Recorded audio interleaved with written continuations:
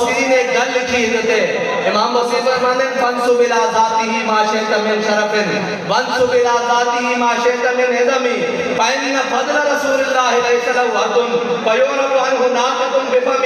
امام بصری فرماتے ہیں اللہ نے اپنے حبیب کے انوار و تجلیات تے اپنے حبیب کے نام تے 70,000 اپنے پردے پا کے بھیجے اور اگر وہ پردے پا کے نہ بھیجتا تھا پھر کی ہوگا ایک بوسیدہ ہڈی جس میں صدیاں گزر گئی ہوندیاں وہ اس طرح پئی ہوندی خالی ہڈی کہ حضور دا نام لے جاتا تو وہ بھی زندہ ہو کے کھڑی ہو جاتا. اے حضور کے نام دی برکت ہے. اور یاد رکھنا کہ جناب باقی سارے تعارف بعد چوڑے ہیں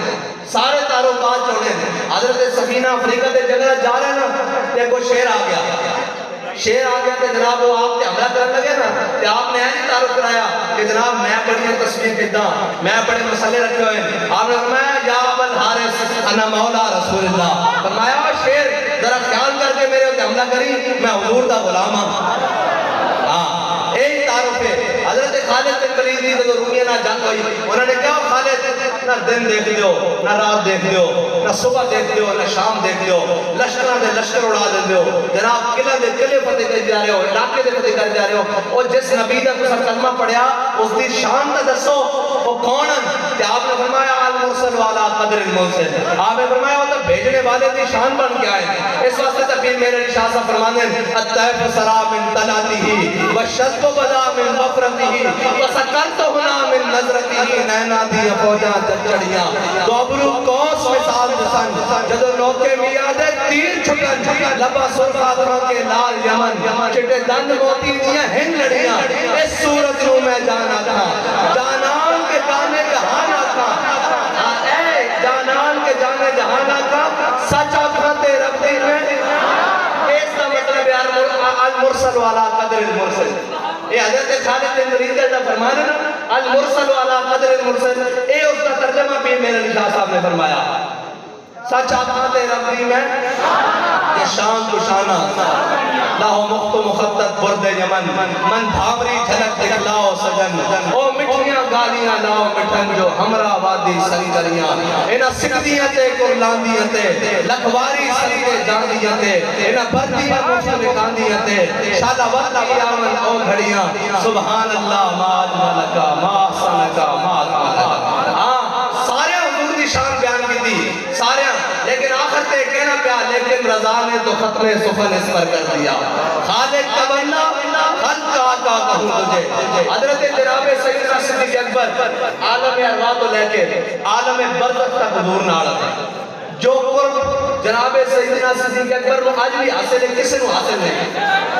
حضرت جناب سیدنا صدیق اکبر عالم ارواح تو لے کے عالم برزخ تک نہ آڑا لیکن میرے آقا مولا نے کی فرمایا یا ابا ذر لم یعرفنی حقیقت غیر ربی. فرمایا ابو ذر عالم برزخ تو لے کے عالم ارواح تو لے کے عالم برزخ تک تو میرے نال ہے کل حشر سے بھی تو میرے نال ہونا کدھر دل جگہ خیال رکھی کہ میں حقیقت محمدیہ کو پہچان لیا. حقیقت محمدیہ میرے رب کے علاوہ کوئی نہیں کرتا. اے حضور دی شان ہے. اے یا رسول اللہ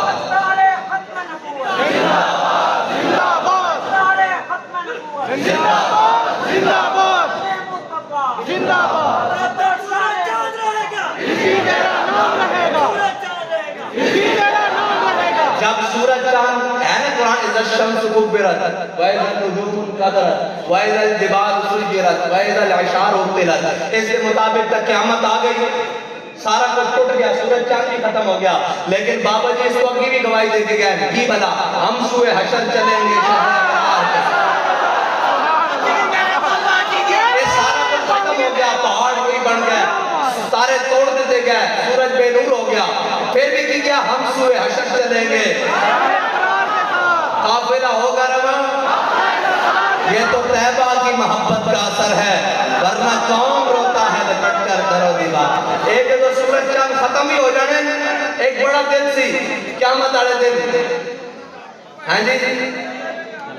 کہ جناب حضور سید عالم صلی اللہ علیہ وسلم نے تشریف لانا اور ہم سوئے حشر چلیں گے. ایک چھوٹی جی تمنا اور ہو گئی بھائی قیامت کا دن ہوئے کہ سارے موجود ہوں